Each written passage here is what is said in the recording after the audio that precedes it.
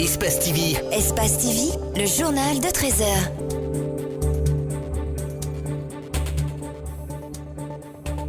Bonsoir à tous et bienvenue dans ce journal dont voici les titres. Un nouveau mouvement bientôt sur l'arène politique, son nom, nos valeurs communes. Il est dirigé par Etienne Soropogui, l'ancien commissaire de la CENI, affiche ses ambitions et compte se départir des autres partis politiques. Le transport des marchandises de l'intérieur vers la capitale se heurte à un obstacle majeur, l'état dégradé des routes, une situation qui impacte le commerce des femmes vendeuses dont les marchandises pourrissent en route. Reportage à suivre dans ce journal. Je vous le disais à l'instant, nos valeurs communes, c'est un mouvement politique que compte lancer bientôt Etienne Soropogui. Il veut, dans son objectif, selon lui, se départir des autres formations politiques. Le leader politique a également donné son avis sur la revision du fichier électoral pour laquelle il conseille la CENI d'opter pour un opérateur technique international. Djibril Ba, Mohamed Alouseni, Camara pour le reportage. Etienne Soropogui veut se relancer en politique. L'ancien commissaire de la CENI indique qu'il est pour lui nécessaire de créer un mouvement qui va répondre aux vraies préoccupations des Guinéens. Il voudrait annoncer les couleurs dès le mois de septembre prochain. C'est en essayant de former, une dynamique d'ensemble, avec une masse critique de compatriotes, que nous pouvons influencer le cours des choses. Nous voulons que ceux qui croient que le respect des principes et des valeurs peut faire en sorte que la Guinée avance, puisse se mettre ensemble.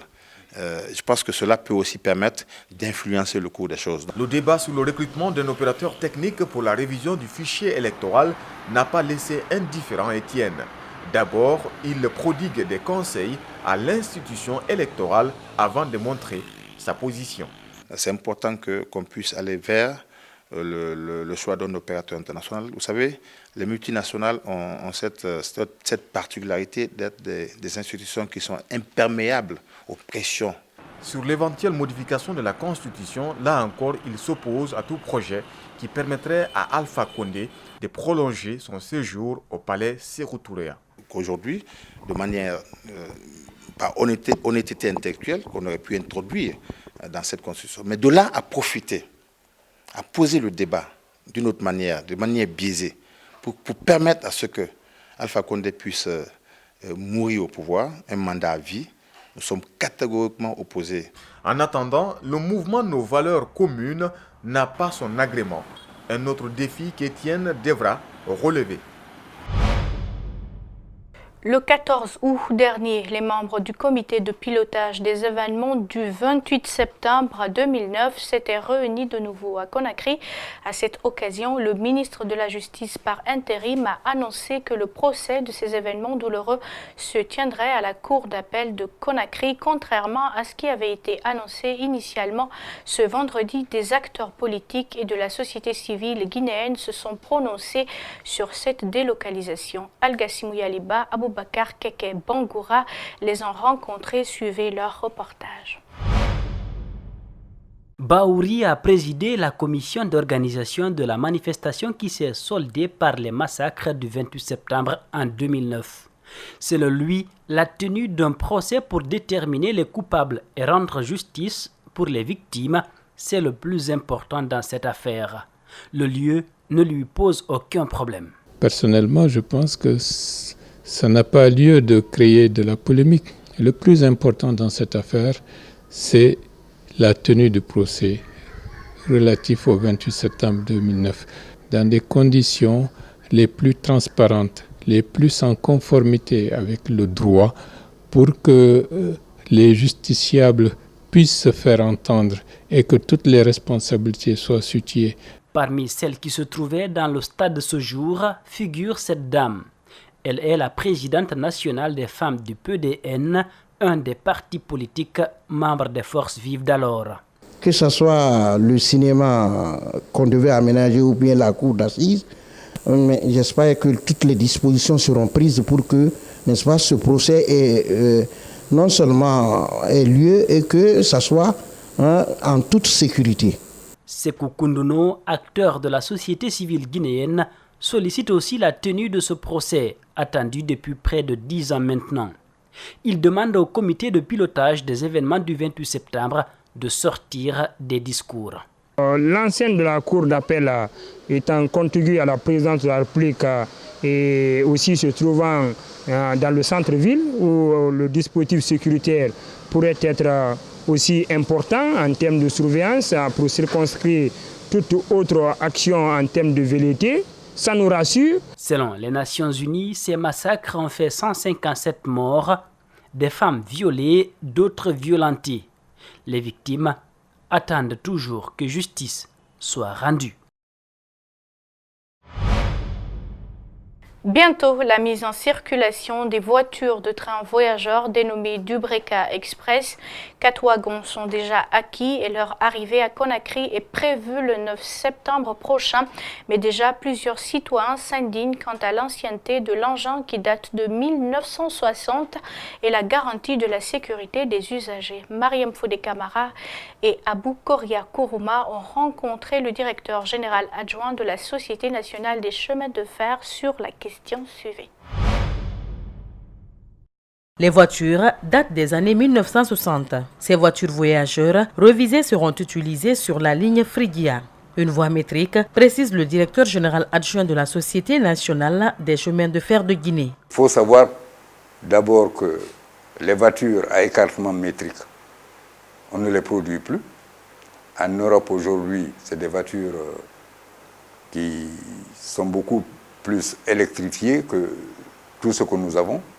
Et même chez nous ici, vous constaterez que la voie à écartement métrique, c'est la seule voie de Fria.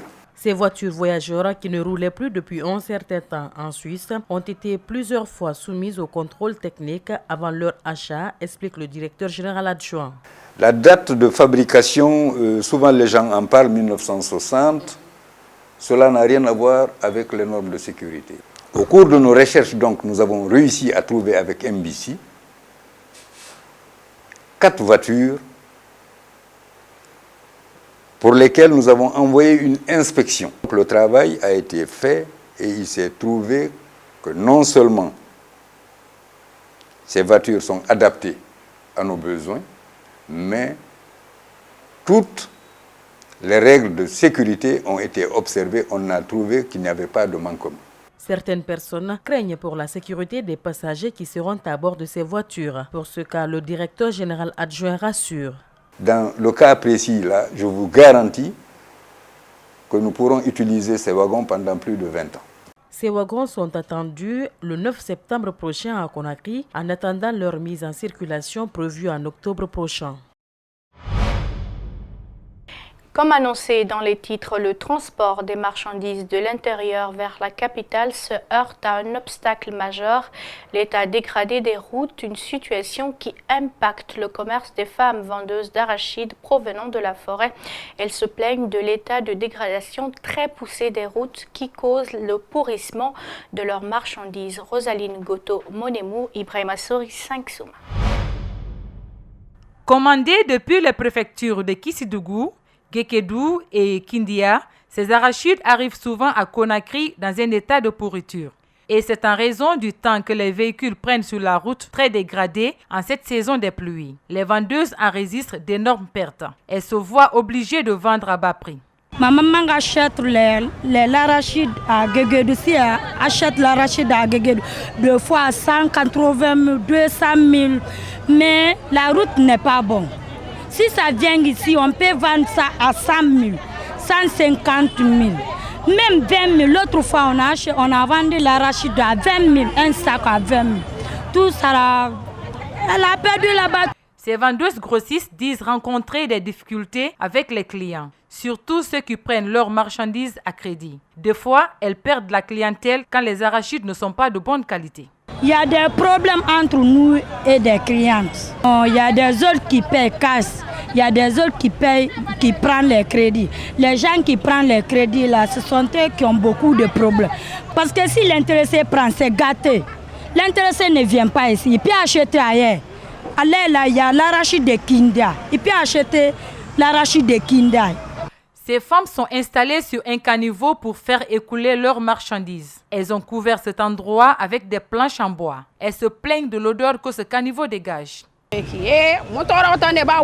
Nous souffrons, la vérité est bonne à dire. Nous sommes assises sur ces caniveaux car nous n'avons pas de place. Les bois sur lesquels nous sommes assises sont gâtés. Il faut qu'ils nous aident car ces caniveaux nous fatiguent beaucoup. Ces femmes sont les piliers de beaucoup de familles et elles le démontrent par leur détermination à faire le petit commerce.